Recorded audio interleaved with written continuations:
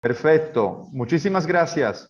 Vio que de a poco, Pablo, vamos aprendiendo. Usted no estamos en América del Sur por esas cosas nada más, ¿eh? Así que bueno. Bueno, sigamos. Gracias. Bien, y entonces decíamos que es un modelo socio-urbanístico de la vivienda, ¿no? De los ciudadanos de bajos recursos económicos. Y pretendemos que la propuesta termine siendo un círculo virtuoso. En esta introducción que ustedes ven, bueno, primero, nosotros no sabemos si quienes están participando de esta exposición han leído nuestro trabajo. O sea que esto no es exactamente seguir nuestro trabajo, sino hacer una reflexión, y de alguna manera es una complementación con el trabajo escrito. Entonces, la razón del ser del problema, que es el déficit de vivienda en la Argentina, prácticamente lo podemos asimilar a lo que ocurre en buena parte de Latinoamérica, ¿no? Y el problema es la pobreza. El 40% de la pobreza está bajo la línea de, valga la redundancia, de la pobreza, y el 12% de indigencia.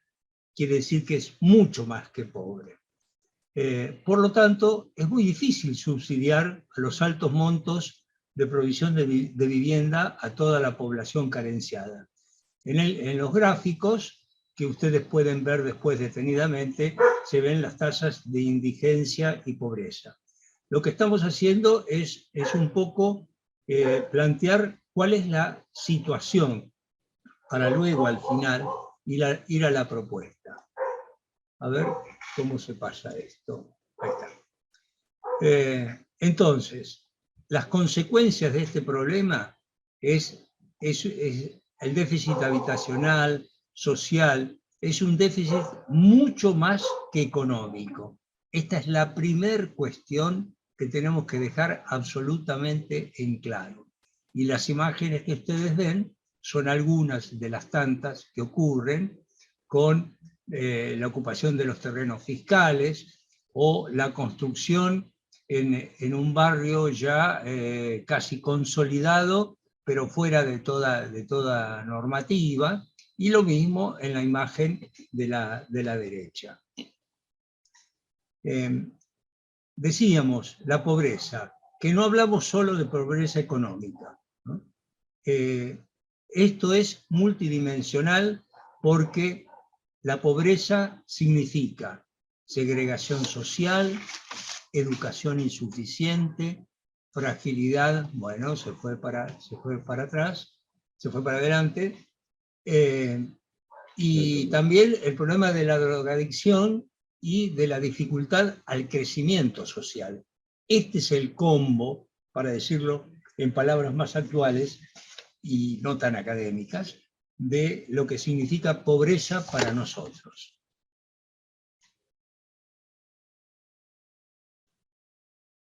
Estas consideraciones previas fundamentales que están volcadas en la imagen, empieza a hablar de la ciudad, que es el medio físico-social en que se desarrolla el fenómeno de la falta de vivienda, ¿no?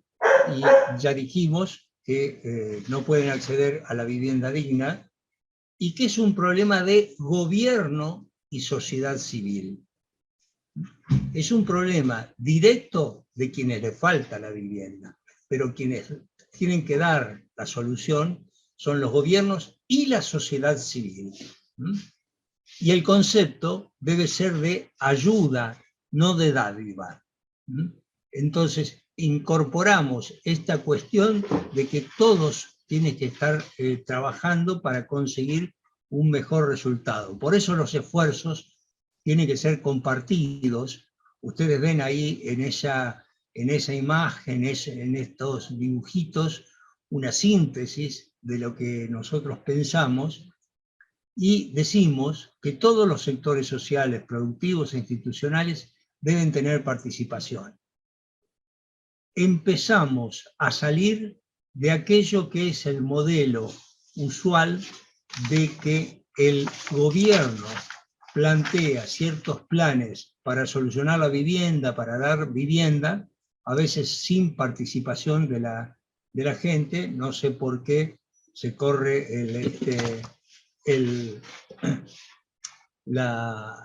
porque no tiene tiempo esto. Sí, sí.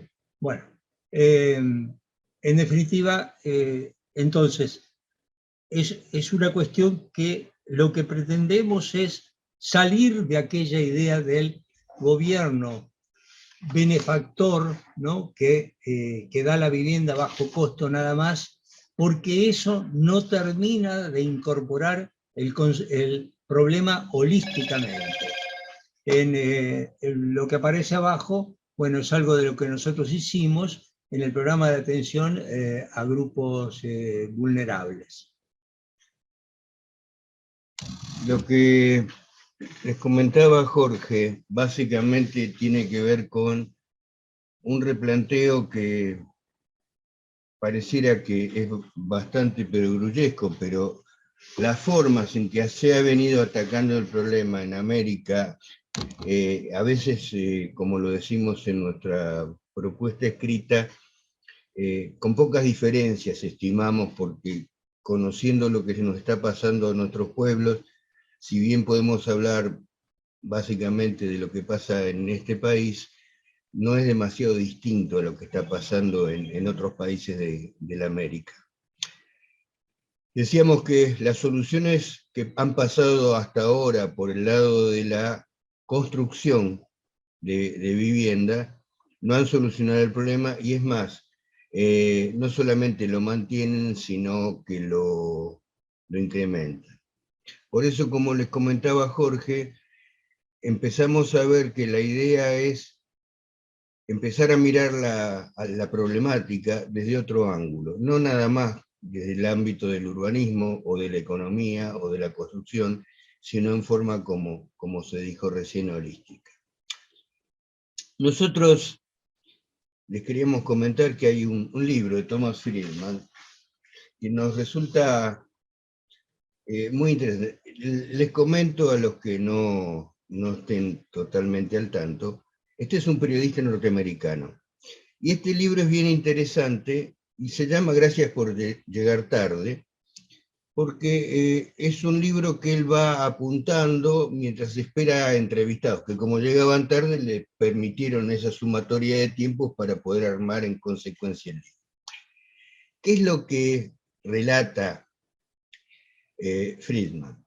Básicamente hace un relato en tiempo y forma, viendo dónde han pasado cosas, por eso la lógica del título, dónde han pasado cosas que han cambiado radicalmente la historia anterior a la... Nosotros vamos a hacer una breve síntesis, pero estimamos que de alguna manera toda esta síntesis de cosas, mientras el problema que nos ocupa como título sigue pasando, es del tamaño, de la envergadura, de la profundidad de la invención de la imprenta. Por eso traemos a Friedman y a Gutenberg para hablar de estas cosas. Friedman hace una interesante relación, y por eso le llamamos la circunstancia 1, de cosas que pasaron en el 2007, donde él prácticamente pone una bisagra en torno a la cuarta revolución industrial, de cosas que pasaron en el 2007, que cuando uno las mira pareciera que hubieran pasado hace muchísimos más años. Este es el año en que Steve Jobs presenta el iPhone, que aparece Facebook, que Netscape genera una idea, incluso aparece la idea de los sistemas operativos y empiezan a pensarse en buscadores. Aparece Twitter, aparece Chain.org, que hoy la usamos todo para comentarle al mundo lo que pasa. Aparece Android de la mano de Google para responder a la tecnología iOS de iPhone, está la primera idea del Bitcoin, y aparece un incremento en la cantidad de datos que corren, que dice que aproximadamente hay un 100.000% entre 2007 y 2014 de crecimiento. Aparece Airbnb, Amazon, aparece la idea de Big Data, aparece la primer computadora inteligente, la de Watson, que se llama así por el socio de Sherlock, porque era la primera computadora a la que se le podían preguntar cosas y buscaba respuestas. Y aparece una ley interesante, que es lo que se llama ley de Moore. Moore es un ingeniero de los fundadores de Intel. Y él genera una teoría muy parecida a la de la historia. ¿Se acuerdan de la creación del ajedrez? Cuando el rey o le pide al autor que le diga qué quiere que le devuelva, cómo quiere que le pague por la invención que había realizado y que lo entretenía tanto. Y él le hace una propuesta de poner en la primera de las 64 casillas un grano de arroz, 2 en la segunda, y después hace una potencia de 2 a la 63. Cuando lo pide, el señor le dice, bueno, pero algo en serio, pídame, no una cosa, una tontería. Bueno, esa cuentita da algo así como 9 trillones de granos de arroz. No había arroz, no había trigo en el reino para pagar eso. Bueno, esta es la secuencia que Moore genera en la ley, que dice que la velocidad de los procesadores va a duplicarse. Primero dijo todos los años, y después achicó un poco y dijo cada 2 años. Si todo el resto de las cosas, incluyendo el problema del ataque al problema de la vivienda, hubiera crecido tecnológicamente de la misma manera, hoy no tendríamos este problema, porque la tecnología hubiera superado y hubiera resuelto el tema. Incluso el tema de costos. Nosotros pusimos solamente una imagen, una secuenciación de ADN en 2001 valía $100 millones, y hoy vale $1.000. No ha pasado lo mismo con la vivienda, y queremos empezar a contar, a compartir con ustedes una idea que mientras todo corre a estas velocidades, la construcción y la forma de resolver nuestro problema central pareciera que sigue al ritmo del siglo XIX.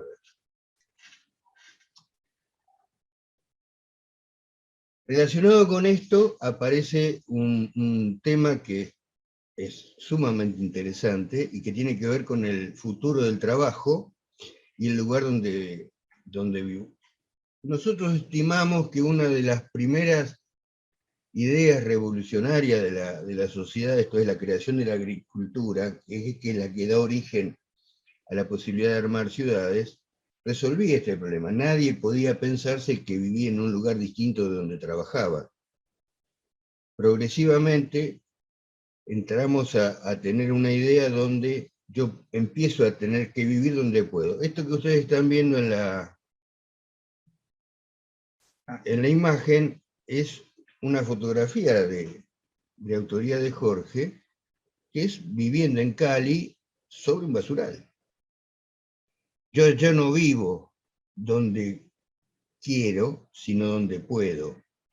Y aparecen ahí algunos conceptos, creo que a los habitantes de México y viendo el Distrito Federal, saben que una ciudad de largamente 100 kilómetros de largo hace que las relaciones, que son las primarias que se genera la humanidad cuando se plantea la idea de ciudad, la de la vecindad, la del complemento, etc., prácticamente son imposibles porque uno tarda a veces más en viajar que en trabajar.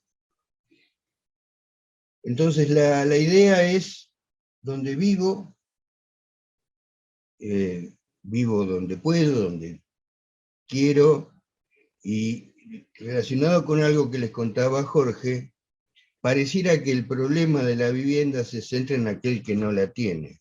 Nosotros queremos empezar a aportar la idea que esto es un problema colectivo, no nada más de los que le falta la vivienda, y que obviamente, y por definición, y ahí el primer gráfico, al ser acompañado por la pobreza, no puede ser resuelto en forma individual, ni tampoco con el maná del cielo de los estados que cada vez, en este sentido, son más deficitarios, porque no alcanzan los recursos para todo lo que hay que hacer. Y cuando se hace, se confunde construir la parte física de una vivienda con hacer ciudad.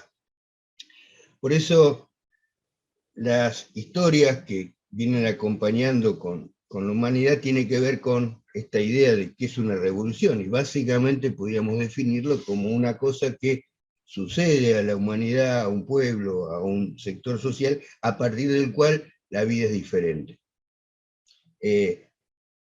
Son claramente conocidas, hoy estamos transitando la cuarta, pero con una diferencia. Por esa velocidad de la ley de Moore, las cosas que cambian las vidas son cada vez más frecuentes. De la agricultura hasta la revolución industrial pasaron miles de años. Ahora los periodos de cambio son cada vez más cercanos. Hay un libro muy interesante de un economista argentino que se llama Bilinsky, que plantea que uno de los ejes, quizá tomando algunas reflexiones de los filósofos clásicos griegos, de la bisagra que pone Sócrates, Platón y Aristóteles alrededor de este tema, dice que en 20 años, en 30 años, la máquina va a poder interpretar hasta la forma en que sentimos cerebralmente. Ya hay algunos casos que empezaron con Watson, que ya lo comentamos, con algunas máquinas que hoy están autogenerando su propia energía. La idea es,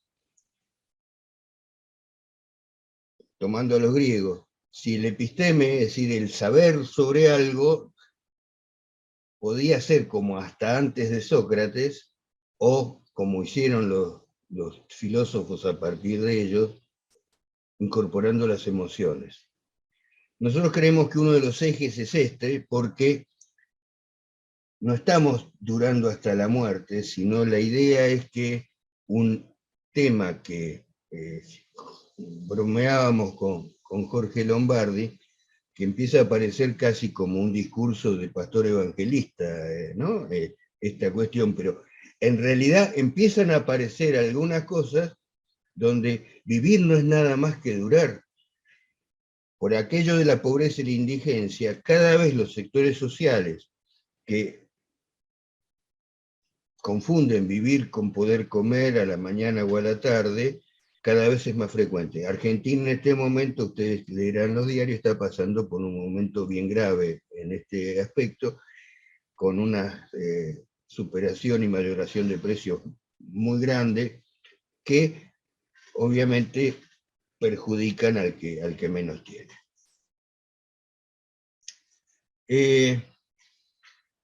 Por eso aquello de la ciudad y la ciudadanía aparece relacionado con alguna cosa. Nosotros en el escrito arrancamos con una definición casi libresca, ¿no es cierto?, de la Real Academia alrededor de lo que significa la ciudadanía. Y la ciudadanía es un crecimiento, como bien decía Jorge en su parlamento inicial, verdaderamente complejo, porque la ciudadanía es llenar la entidad del ser humano con algunas cuestiones que superan nada más que lo físico, sino que integran lo social, y vamos que al término económico, obviamente le tenemos que redefinir, no es nada más que un término en donde estemos hablando de ingresos, sino que en realidad tomamos economía como un factor que congrega todas las cuestiones que hacen a una ciencia social, como es y no una ciencia económica. Entonces, vamos entrando a esta cuestión de que no podemos pensar la vivienda o el déficit de vivienda solo como un objeto físico, sino relacionado con la ciudad. ¿Por qué? Por lo social. Porque esta gente que tiene ese déficit no vive en una ciudad integrada, sino en algo desintegrado, en la periferia, en terrenos mal ubicados, ¿no? De fácil inundación, a veces con ocupaciones hechas en terrenos fiscales o inclusive privados. En cambio, los objetivos de la ciudad son los que aparecen en esto que ustedes tienen a la vista, como es aumentar las potencialidades de cada quien. Se da una dinámica, una empatía que aumenta las potencialidades. Eso es lo que queremos buscar, una de las cuestiones que queremos buscar. Aquello que ya está relacionado con lo anterior, la cercanía de la vida y el trabajo, el aumento de la sociabilidad. Es característico que la gente del campo tiene una forma inclusive de hablar mucho más reducida, si se quiere. Entonces, la educación y la ciudad hace a este aumento de la sociabilidad. La organización comunitaria, es necesario la organización comunitaria, la economía del transporte y el intercambio de saberes, habilidades y capacidades, porque en esta cuestión de la vida compleja, cada uno desarrolla lo mejor de sí mismo y complementa con lo de otro. Es también una búsqueda a realizar. Inclusive en la imagen anterior, que era aquello de la vivienda en el basural, hay una organización social. Todo esto tiene que estar regido de alguna manera, es como una pequeña ciudad organizada en el lugar de trabajo. ¿Y saben por qué se daba eso? Que la gente no quería dejar ese lugar, porque estaba el trabajo. Porque si se iban de ahí a vivir a otra parte que el gobierno en ese momento estaba proponiendo, entonces perdían la posibilidad de sus ingresos, que era revolver la basura, sacar lo válido para reprocesarlo. Y eso también requiere una organización. La ciudad es potenciar esa organización. Pero esa organización se da a través de la política.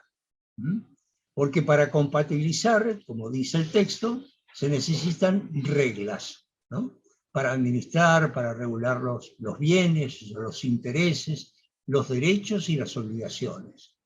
Entonces, ¿qué es necesario? Políticas de Estado. ¿Qué quiere decir políticas de Estado? Aquellas decisiones que superan a un gobierno, que tienen permanencia en el tiempo, no importa el signo político del gobierno, sino que responden a determinados objetivos que son adoptados como comunes y como permanentes.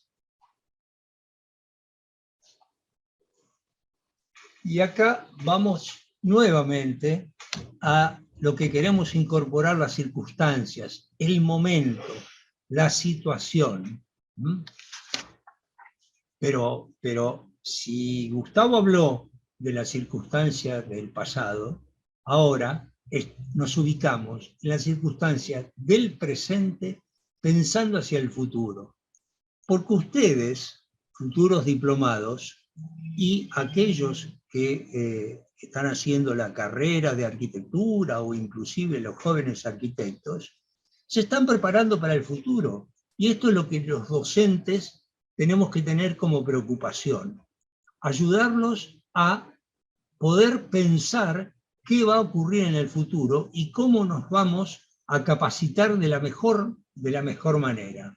Por eso dice prepararse para las circunstancias que aún no han sucedido y que con seguridad sucederán. No sabemos cuándo, pero hay diferentes instancias que tienen que ver con aquella velocidad de los cambios de los cuales ya hablamos, que se va a dar. La circunstancia ahora, de este momento, es lo que pasó con la pandemia, donde hubo una globalización del problema y sucedieron acciones extraordinarias, apareció el miedo, la aplicación de recursos extraordinarios, inclusive rompiendo protocolos. Esto es porque las vacunas se ensayaban y se aprobaban sin todo el camino que recorrían usualmente las vacunas y que siguen recorriendo actualmente, pero había que producir una solución a ese fenómeno que había aparecido de golpe y que que valía para todo el universo, para toda la Tierra. Entonces, hubo una necesidad de comportamiento social obligatorio, hubo un mandato social.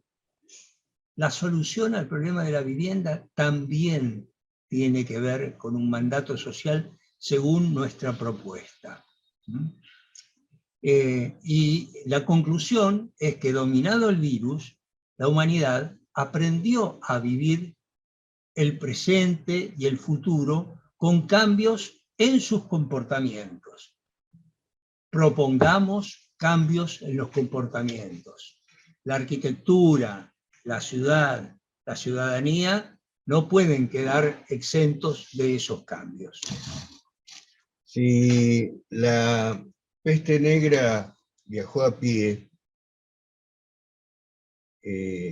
nosotros recordábamos la peste de Camis, que un día desapareció porque el tiempo que le dio la reducción a un sitio geográfico, o en el caso de aquella peste de la Edad Media, viajó a pie. Hoy la globalidad, creo que en primera persona, estuvo presente y tiñó a toda la humanidad con velocidad de avión. Es decir, todos tendremos anécdotas localmente aquí en este país. Al inicio del 2020, los funcionarios responsables decían, bueno, pero China queda lejos y acá no comemos murciélago. Y a los 2 meses, el 20 de marzo de ese enero, a los 2 meses de esos dichos, estábamos encerrándonos a todos.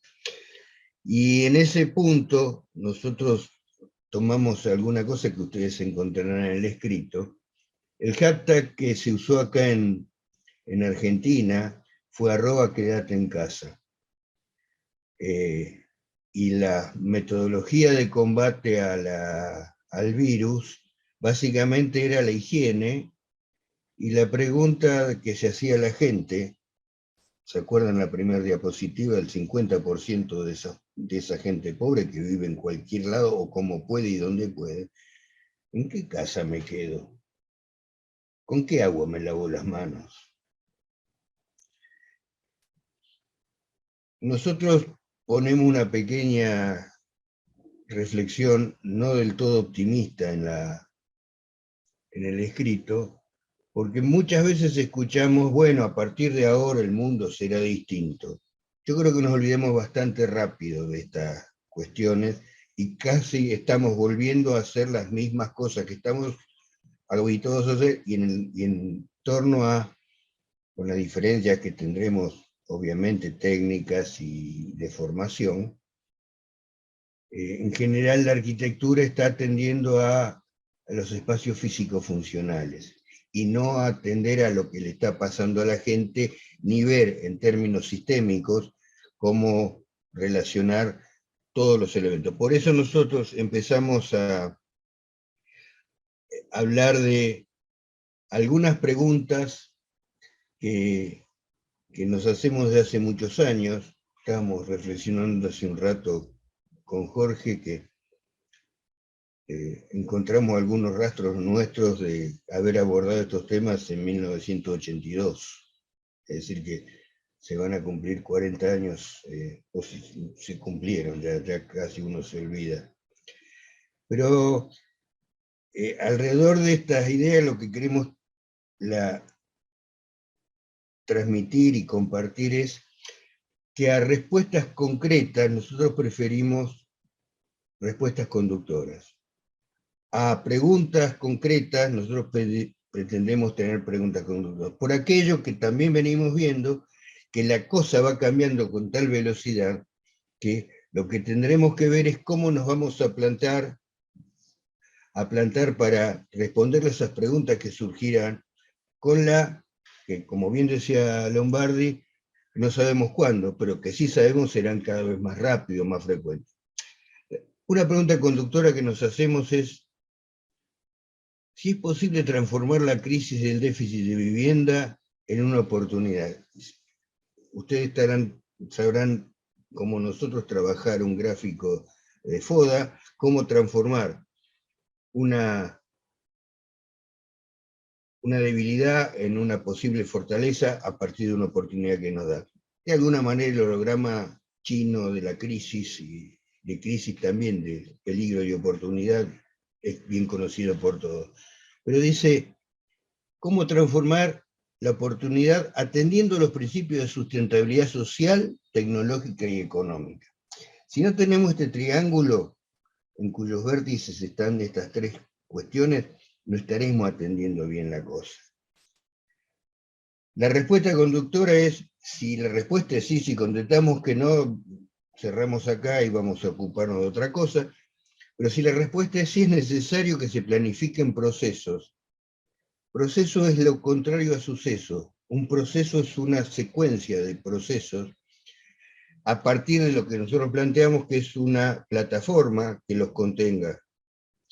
En tecnología muchas veces todas estas cuestiones son puestas al costado y realizadas a la misma vez. Cuando convergen sobre una misma plataforma funcionan en conjunto. Y ahí nosotros intentamos, aparece acá una de las temáticas de la invitación, que es lo colectivo. Lo colectivo básicamente tiene que ver con lo no individual. Lo usual y que estamos acostumbrados a hacer vivienda colectiva significa hacer muchas viviendas juntas. Pero en realidad hacer vivienda colectiva es hacer el hábitat para que muchas personas vivan juntas. Y obviamente al costado de esto aparece toda una cantidad de factores que trabajan alrededor. Esta imagen después la vamos a traer al final. Mírenla un poquito la fotografía, es alguna cosa que hemos hecho en el último tiempo alrededor de estos conceptos. Ahora Jorge se los va a contar mejor, yo únicamente les quería volver a mi función de pastor evangelista y ver que uno de los subsistemas que aparecen alrededor, Octavio se ríe, ¿no? Lo veo acá que me causa gracia, pero fíjense que hay una carita sonriente. Ahora después vamos a ver si lo podemos agrandar este gráfico para meterlo un poco con él. Ese emoticón que todos usamos en nuestras comunicaciones tiene que ver con la felicidad. Nosotros no venimos a desafiar ninguna teoría religiosa y acompañamos a quien la tenga y nos parece bien que haya una vida mejor que esta después de la vida, pero queremos volver a que ocupemos para vivir este segmento, este diferencial de tiempo que estamos arriba de este mundo para vivir de la mejor manera posible. Por eso esta felicidad no es un pensamiento utópico. Obviamente tiene utopía, porque sabemos que no pasa todos los días, pero vamos en búsqueda de esa utopía. Entonces, no sé si Jorge querés contar un poquito de esto, y yo después nos metemos con el gráfico cuando lo agrandamos. Gustavo habló de la utopía. La utopía significa tener objetivos. Bueno, nosotros que ya tenemos unos cuantos años encima, pretendemos seguir viviendo porque tenemos objetivos. Eso nos hace estar más cerca de la juventud y también de la felicidad. Entonces vamos detrás de esa utopía, sabiendo que aunque no la podamos alcanzar, por lo menos en poco tiempo, nos hace seguir marchando. Esto es lo bueno. Y bueno, cuando golpeo se cambia. Y entonces, la propuesta nuevamente, decimos que es un programa plataforma porque requiere de flexibilidad, tiene bases generales, pero son bases que permiten la incorporación de elementos acordes a lo que ocurre en cada ciudad, en cada lugar, en cada país. No podemos hacer una receta universal, pero sí los principios que hacen a esa plataforma y que se van a llenar con estos contenidos. Entonces la metodología tiene que ser participativa, porque si no, ¿para qué estamos hablando de aquello del interés de la sociedad? ¿No? Y de que todos tienen que involucrarse, porque la felicidad es un bien compartido. La felicidad individual es muy egoísta. La verdadera felicidad es aquella que se da entre una sociedad, en una familia, en un grupo de amigos. No, espérate. Y entonces, en ese programa, plataforma, va a haber aportes de saberes, de habilidades y capacidades, buscando a quienes son los que mejor pueden hacer esos aportes. Por otro lado, avanzando ya un poco en el cómo se puede materializar, es que tendría que haber un inventario de áreas territoriales factibles para ese proyecto plataforma. ¿Por qué? Porque en cada ciudad hay muchos solares que están mal mantenidos, que están abandonados o que están en procesos de juicio, y ocurre precisamente por eso que están desubicados. Y entonces, el utilizar esos solares para esta propuesta de los programas plataformas que harían incluir a los sectores de bajos recursos en la ciudad, es una valoración inmensa, infinita. Así lo consideramos y así lo proponemos. Y ahora Gustavo, ¿no?, que es el autor de este lindísimo grafiquito, lo va a contar un poquito más desarrollado.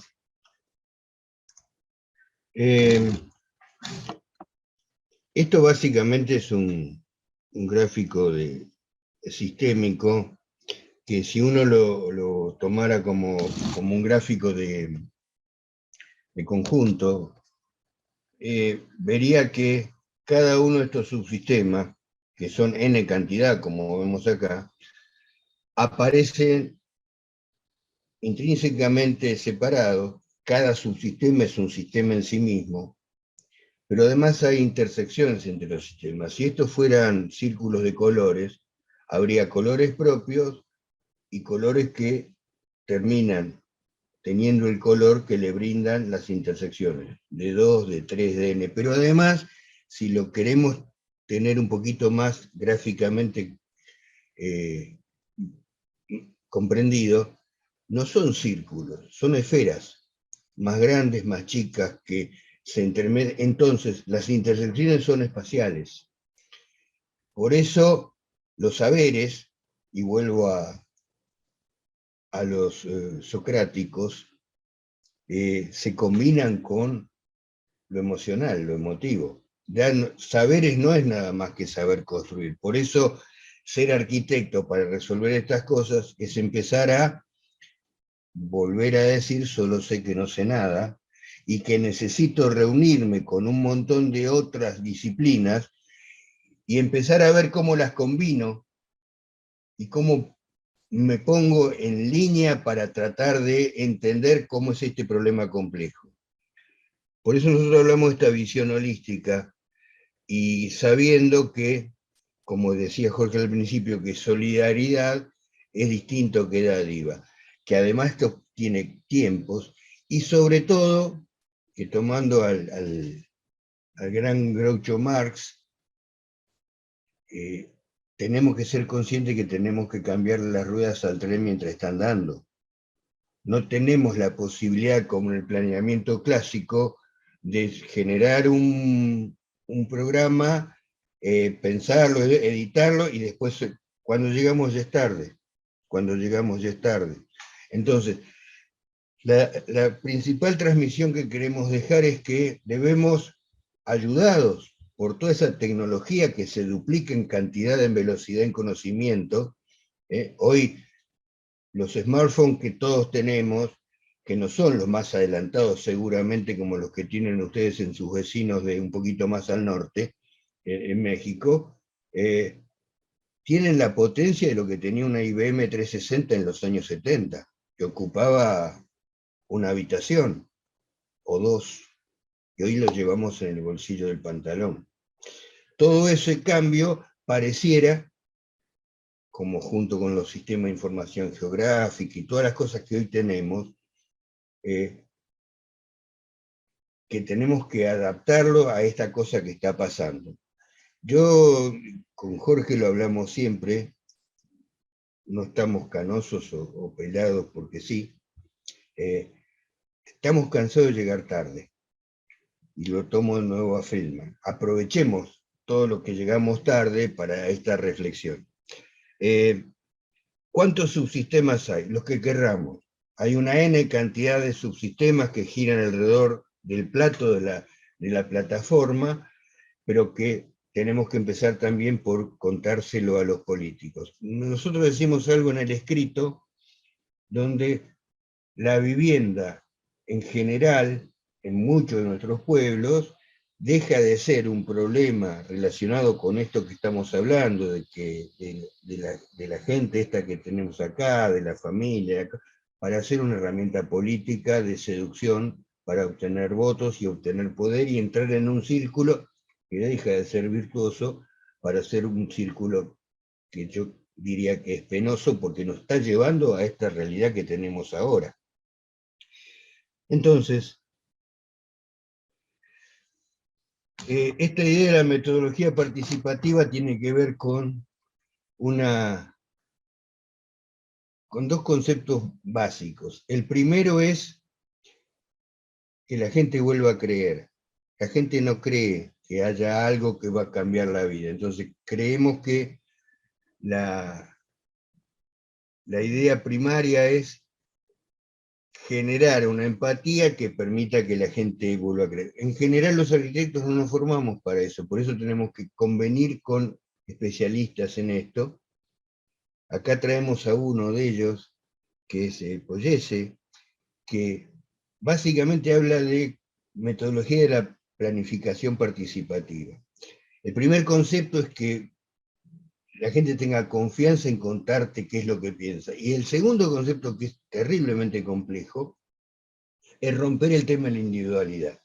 Todos tenemos problemas, pero no todos no tenemos recursos para solucionar todos los problemas de todos. Por eso, entre todos tenemos que decidir cuál es el problema que vamos a solucionar primero. Esto que parece un jueguito sencillo, es de una complejidad enorme, porque es la que genera tensión. Nosotros venimos de situaciones socialmente muy complejas, de muchos años de decrecimiento, de poblaciones que vivimos exportando gente de prepo, diría yo, no por voluntad propia, sino como autodefensa. Entonces, la idea es que el Estado, que somos todos, le comunique a los gobiernos, que son algunos, cuáles son los mecanismos para generar políticas de Estado. Por eso hablamos de la política. La gente básicamente en estos países ha descreído la política, de la corrupción. Creemos que, por ejemplo, la tecnología permitirá rápidamente auditar así como audita las noticias para ver qué es una fake news o qué es una cosa cierta, porque lo verifica con los teléfonos, y está en la primavera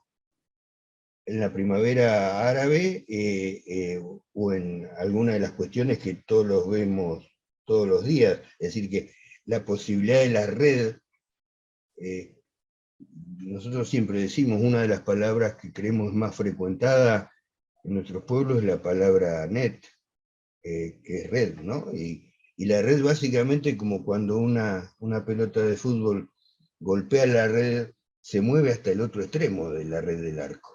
Es decir, que esta idea de saber que no hay cuestiones puntuales, sino que son cuestiones sistémicas, es una de las cosas que habrá que transmitir a la gente. Con la complejidad que tenemos. En este momento que nosotros estamos hablando, en nuestro país hay mucha gente que no sé si cena. Cuesta trabajo decirle que tienen que tener paciencia. Por lo tanto, tenemos la obligación técnica de generarle sistemas y transmitirlo a los decisores para que estas cosas pasen. Por eso, la academia, que es de donde venimos nosotros, tiene la obligación de ahora formar a los que van a ser formadores dentro de 20 años, para romper con esa idea de aquella pregunta no conductora, sino la pregunta que necesita una respuesta concreta, porque son las que vamos a transitar en estos 20 o 30 años que vienen. Por eso nosotros acá hablamos de planes de estudio. Sí, exactamente. Y de actores, ¿no? Múltiples actores que precisamente se pueden comunicar y pueden resolver las cosas gracias a todo lo que dijimos anteriormente. Si no, no hubiéramos empezado por aquello de la velocidad de los cambios, de cómo aparecieron distintas modalidades de comunicación, etc.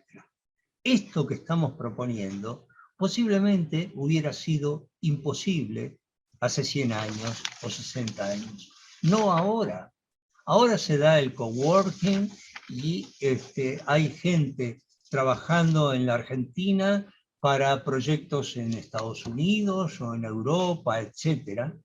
De la misma manera, eso se puede reproducir en este problema que estamos tratando, que es el de incorporar, ¿no?, a los sectores de bajos recursos en la ciudad mediante la actuación, ¿no?, por eso actores, de muchos, ¿no? Los planes de estudios tendrían que incorporar esta cuestión, ¿no?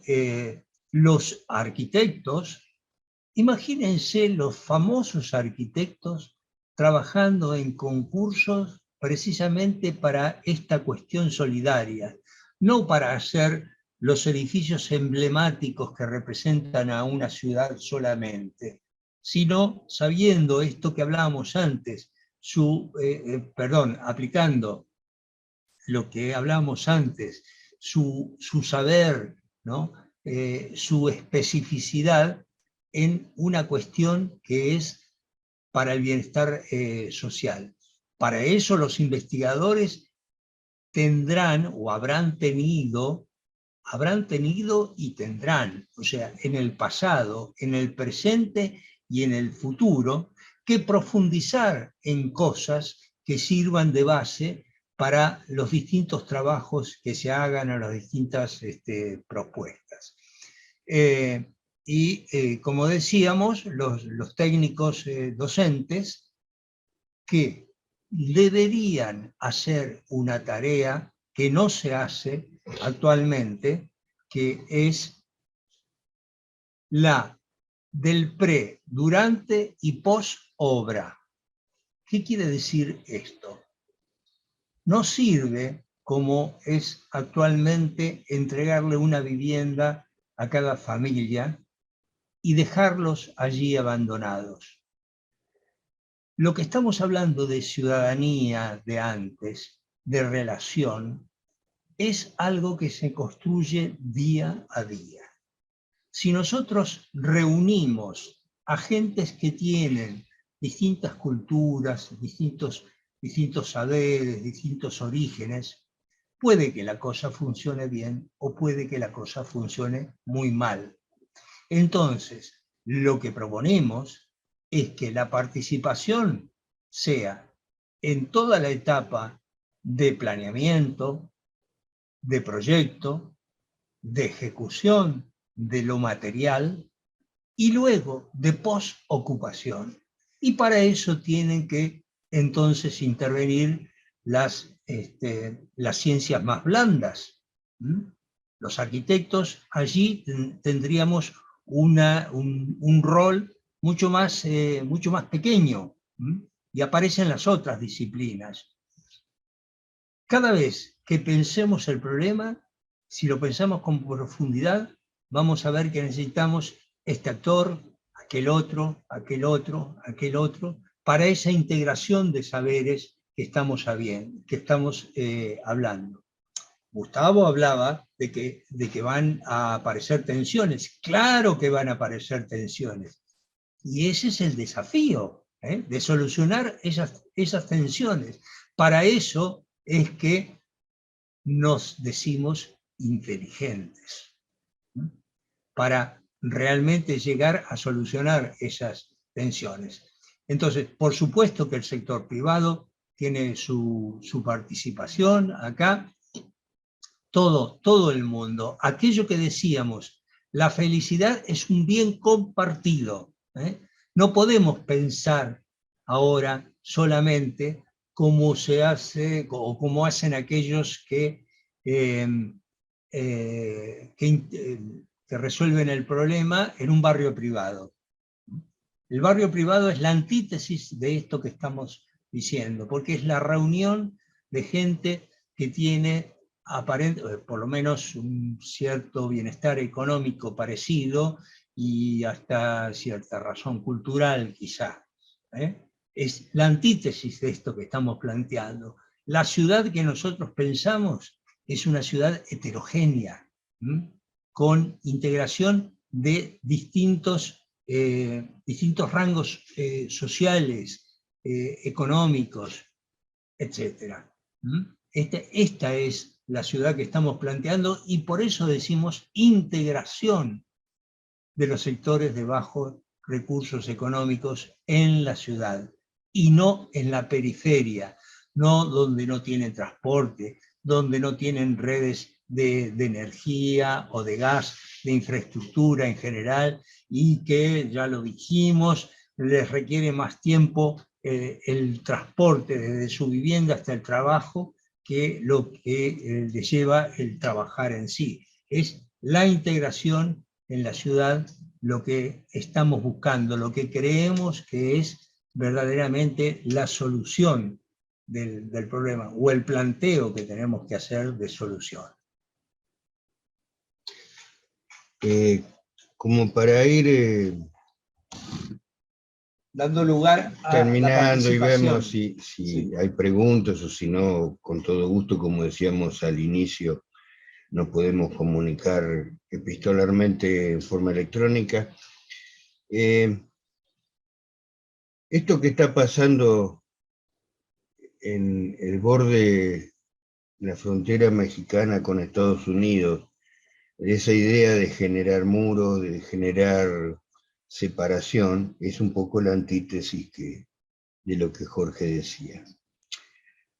La conquista tanto de Sudamérica con Pizarro como Hernán Cortés en Norteamérica,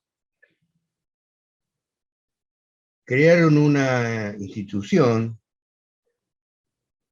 por parte de los blancos dominantes, de los que llegaban de Europa, con los pueblos originarios. Se llamó encomienda.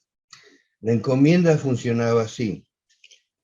Yo hacía un recinto donde ponía a los pobladores originarios de América, salían a trabajar y a la noche regresaban.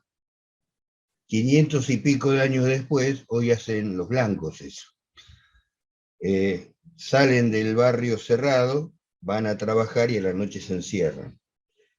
Y con una cuestión que es sumamente compleja, porque por aquello que veíamos también al principio, los deciles entre los que son muy ricos y los que son muy pobres se va distanciando cada vez más, y hay muchísima más gente que casi no llega a ningún lado, que no le alcanza, que está en déficit, y mucha gente que tiene, o poca gente que tiene muchos ingresos.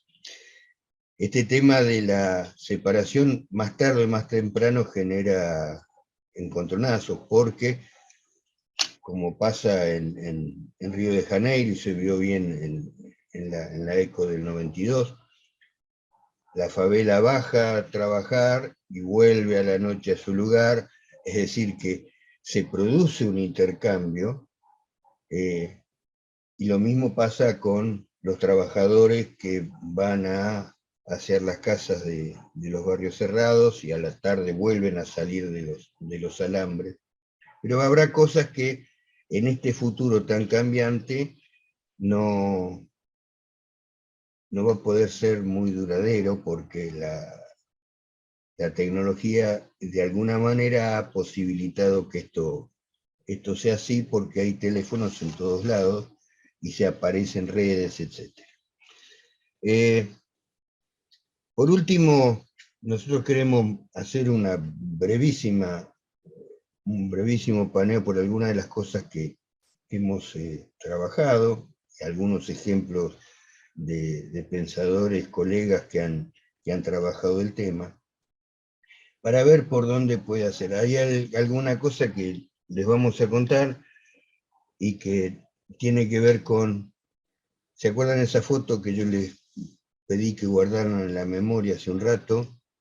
Tiene que ver con una idea que está centralizada en la fotografía del centro arriba, que tiene que ver con una mirada. ¿Qué es lo que nosotros descubrimos? En relación con algunas entidades de gobierno, municipio, provincia, etc., en algún lugar vimos que había lugares que no estaban preparados hoy día para recibir la gente, y teníamos la disyuntiva. Si construimos en esos lugares, anclamos a gente en lugares que están mal servidos, un poco lo que describía Jorge, muchas veces con terrenos con graves problemas sanitarios, etc. Si por el contrario nos ponemos la mirada clásica de decir, bueno, hagamos toda una planificación y cuando tengamos los terrenos iremos a solucionarlo, sabíamos que llegábamos tarde. Entonces empezamos a ver cómo hacer para generar un mecanismo de fabricar casapartes con la idea de poder ser desarmadas y llevadas al lugar definitivo. Es decir, que soluciono lo actual y lo preparo para la solución futura una vez que tenga esos terrenos. La segunda cuestión es con quién los hago. Y nosotros descubrimos que hay una enorme potencialidad si hay un mecanismo de aprendizaje razonable. Hoy los mecanismos de aprendizaje no son los de el maestro con el aprendiz, porque no hay 20 años de plazo. Los tiempos corren también para los problemas que tiene la gente. Y conseguimos armarlo con algunos sistemas constructivos, que no cabe ahora hacerlo, pero conseguimos armar, desarmar, llevar como pruebas pilotos, y por aquello de lo que la política y el gobierno y el Estado, un cambio político terminó con el programa este. Pero es factible. La academia se puso a trabajar, y obviamente con mucho esfuerzo, pero se puso a trabajar como para poder resolverlo. Lo que está abajo es otra idea que ha transitado mucho Jorge, que es lo que se llama de estructuras albergantes.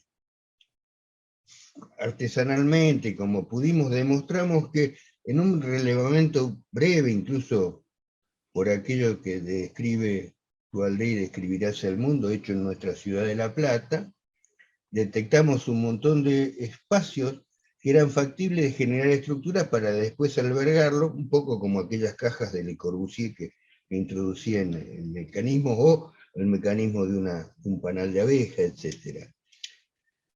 Y después tenemos algunas ideas, como la de Sardy que tenemos y que tiene que ver con Hábitat, que hace 50 años, del 67, o Fruto Vivas, que nos ha dejado o los metabolistas japoneses. Pero la idea es que se puede. Esto es la idea que nosotros queríamos transmitir, que es posible, y a veces, esto le hablamos siempre a los jóvenes, que son casi todos más jóvenes que nosotros, nos pasa casi cuando vamos a los comercios también, es bueno transmitir esta idea de utopía, de que se puede, y estar al tanto de las cosas que están haciendo. Sobre todo, nosotros los que nos costó hasta poner en régimen el sistema para que ustedes vieran la presentación, cosa que un chico hoy lo hubiera hecho volando, ¿no es cierto? Es decir, que nos cuesta la tecnología. No tanto, no tanto. Bueno, Jorge, sí. Pero la idea es que se puede. La idea también es no ir por las respuestas conocidas, sino ir hacia la incertidumbre y la respuesta que no conocemos. En ese punto nos parece que la tarea de los arquitectos y de las escuelas y facultades de arquitectura se va a poner al día. Nosotros lo decimos con mucho énfasis porque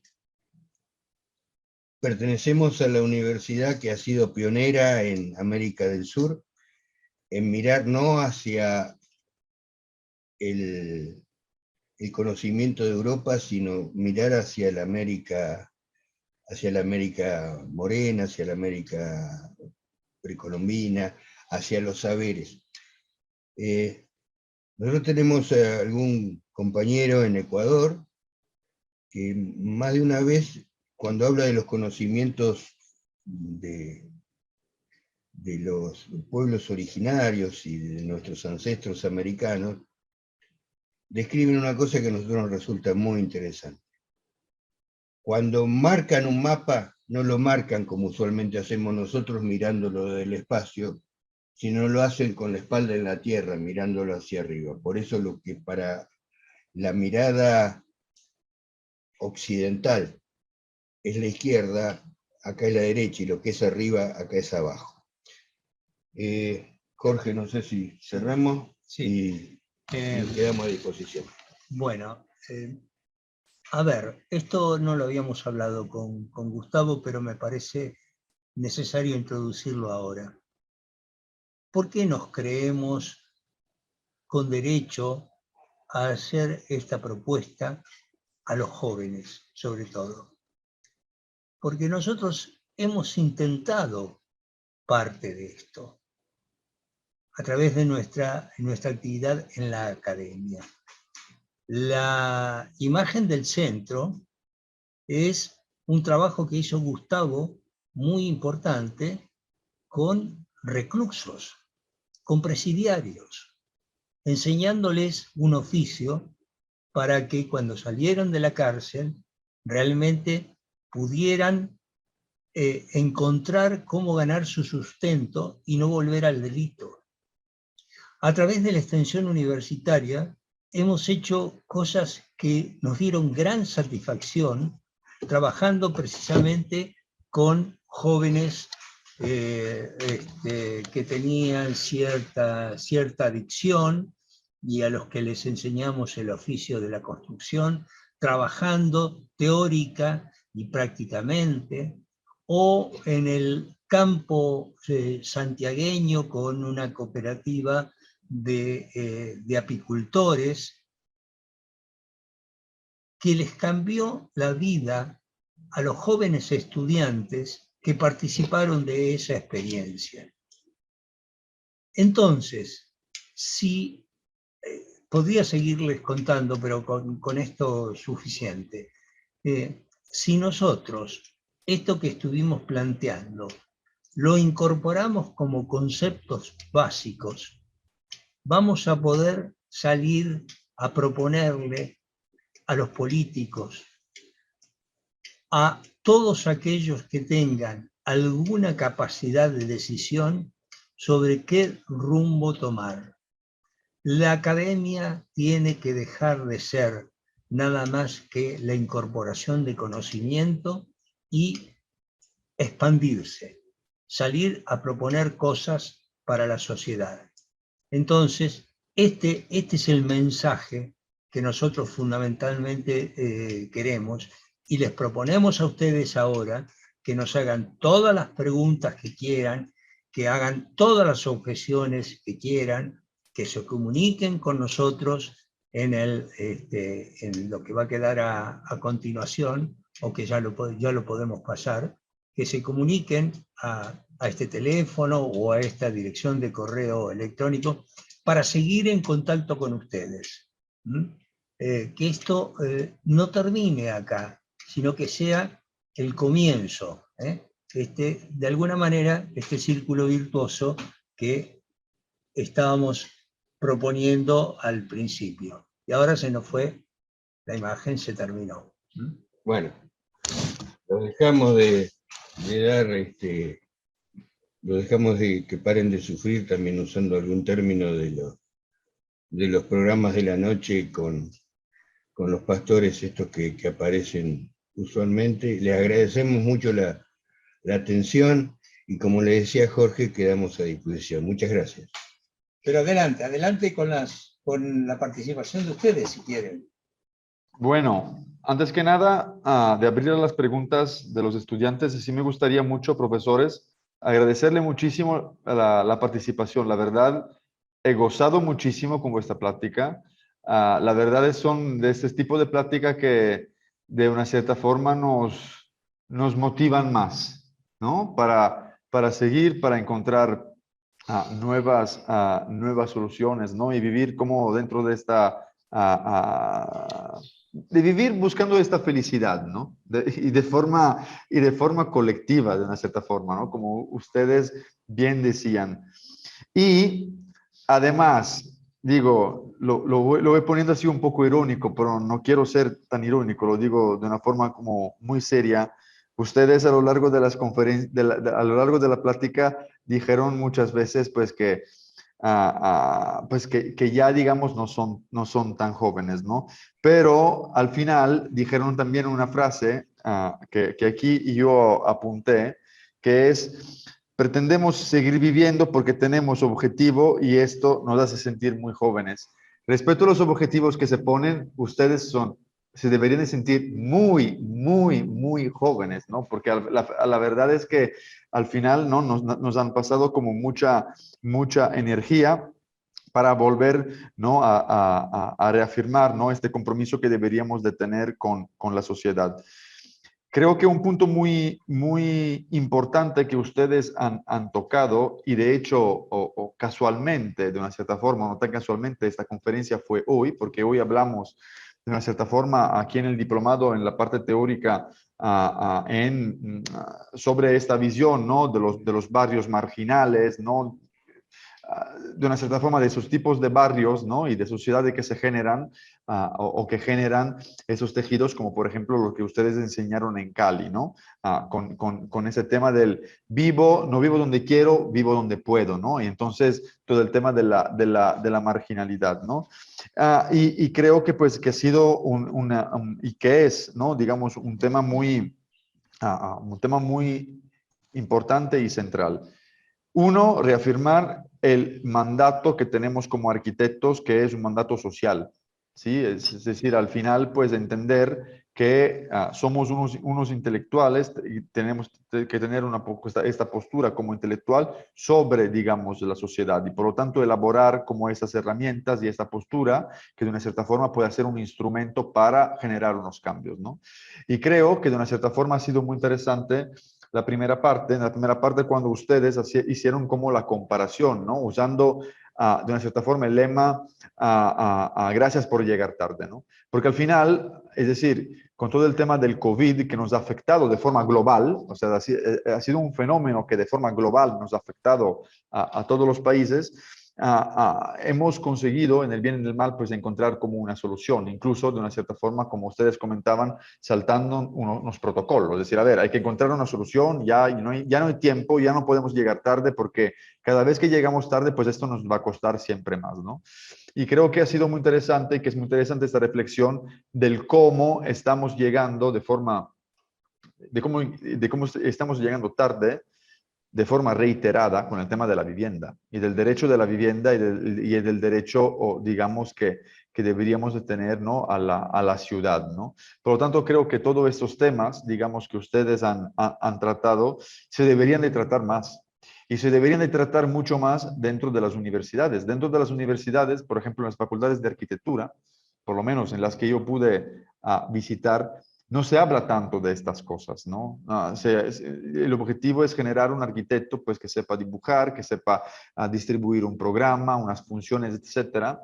Pero creo que esta componente intelectual, crítica y esta postura, ¿no?, sobre la sociedad sea algo, de una cierta forma, que sí deberíamos de volver a retomar en los lugares donde no se platica de esas cosas, ¿no? Por lo tanto, yo creo que vuestra conferencia incluso va mucho más allá del diplomado, es decir, han tenido una carga tan potente de contenido que nos debería de hacer seguir reflexionando para mucho más tiempo, ¿no? Por lo tanto, esto personalmente, yo en nombre de la institución se lo agradezco mucho, ¿no? Porque la verdad han transmitido como un mensaje increíble.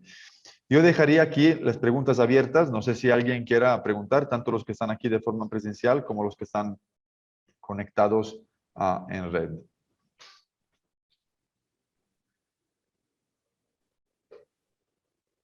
¿Alguien aquí? ¿No? Los dejaron sin palabras, arquitectos. Animarse, animarse. Ah, pero de todas maneras, a veces después cuando uno llega a la casa reflexiona, por eso dejamos las direcciones, así que con todo gusto, si aparece, continuamos la charla, porque a veces hay que masticar las cosas. Nosotros, hay un grupo argentino que ustedes conocerán, que se llama Lelutier, y siempre han tenido un diálogo que nosotros usamos bastante. El diálogo es que uno de ellos va a ver una película y le gusta mucho, y vuelve a verla, y le comenta al otro, la segunda vez no la entendí. Entonces, a veces uno cree que ha entendido algo y cuando llega a la casa resulta que lo vuelve a ver y dice, así que bueno, abrámoslo, porque creo que también una de las tareas que nosotros hemos tratado de transitar en nuestra vida académica es discutir la idea de que es verdad y que no lo es, digamos, ¿no? Porque me parece que la construcción de la verdad también es un tema colectivo, ¿eh? Y sobre todo me parece que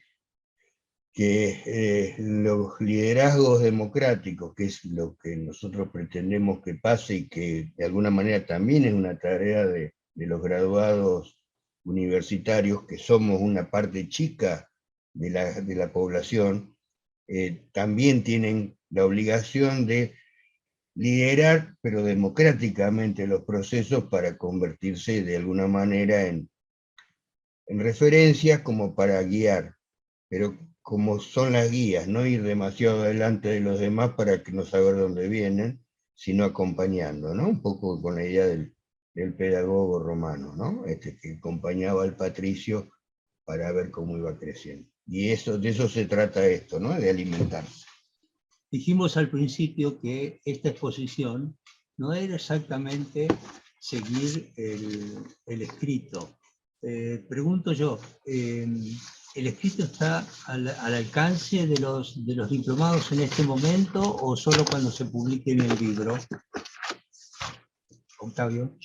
El escrito va a estar al alcance de todos una vez que se publique en el libro. Ahora no ha sido compartido. Bien. Bien. Bueno, pero entonces, esperamos publicarlo lo antes posible. Bueno. Entonces, allí se complementa lo escrito con esto que hemos planteado, ¿no? Profesores, muchísimas gracias, la verdad. Bien. Bueno, será hasta la próxima. Y buenas noches desde acá, supongo que ya es de noche allá también. Sí, aquí son las 9. Bueno, acá son las 11. Ya estamos...